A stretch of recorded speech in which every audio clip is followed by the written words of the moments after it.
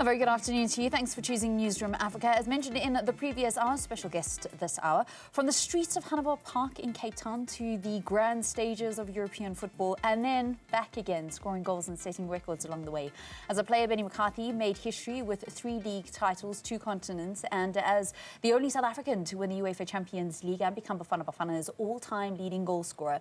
After retiring at Orlando Pirates, he transitioned into coaching, earning praise at Cape Town City and winning trophies there, and then with AmaZulu, before joining Manchester United, where he helped the Red Devils end a 6-year trophy drought.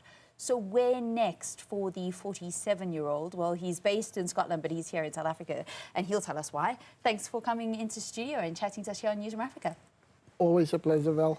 Thanks for having me, and nice to be back home again. So what brings you back to the country? You've brought a trophy here for us. Yeah, obviously because my ambassador role for Carling Black Label, and they've, up until now, the competition was going on, and I just think it's about the change in South African sports, like how well the rugby has been doing, the cricket, been to 2 2020 finals, and Bafana also now qualifying for the African Nations Cup, and hopefully they'll do so for the World Cup as well. But it's about just bringing the spirit back to our football stadiums and letting the fans get that passion again, so you know that we can start seeing talents coming through, because I think after my generation it kind of somewhere got lost along the way, but now there's really a really great generation of young players coming through, and in the Carling knockout competition they got a showcase of that, and now they've got the Carling Cup where Magezi FC that won the competition. Surprisingly so. Exactly, the Giants killers. So they're going to get an opportunity to win their 2nd trophy this season, but they play against an all-star team selected by the fans. So, so it will be interesting.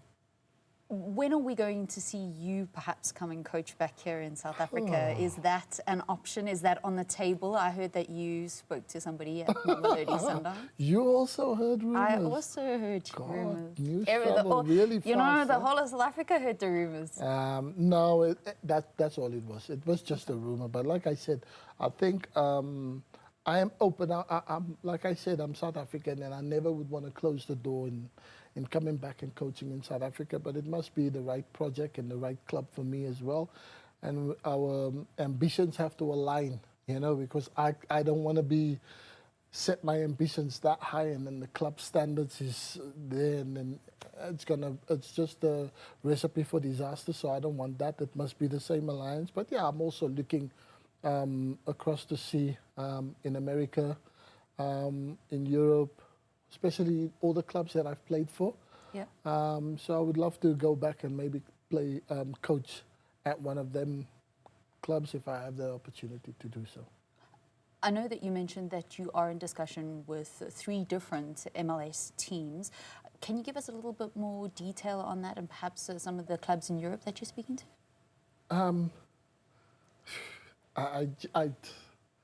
I really shouldn't, but I'm going to name one club. Their colour is green, Austin United. So I've spoken with them, and I know the technical director of the club pretty well because he was the assistant manager to Pep Guardiola, and a Spanish guy, so I spoke to him.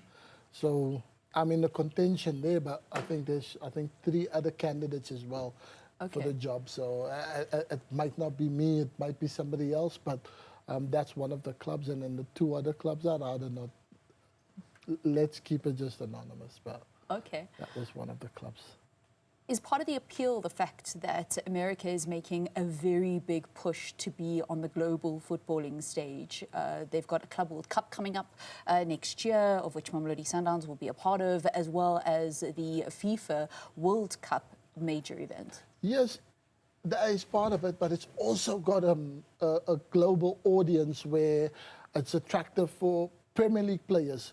When you're at a certain age, not necessarily that you get over the hill. When you get to 28, 29, players are willing to move to the MLS, and which I think it is decent enough players. So you want to manage, you want to coach in a league where you get really good quality players. You see the likes of Lionel Messi is there, but he's now getting to the latter stages of his career, Luis Suarez. But you also do get some other young, Christian Benteke, if you remember him playing for Liverpool and Aston Villa, and he was 27 when he moved to the MLS. So it's a fast-growing league, and it's a league that gives equal opportunity to everyone.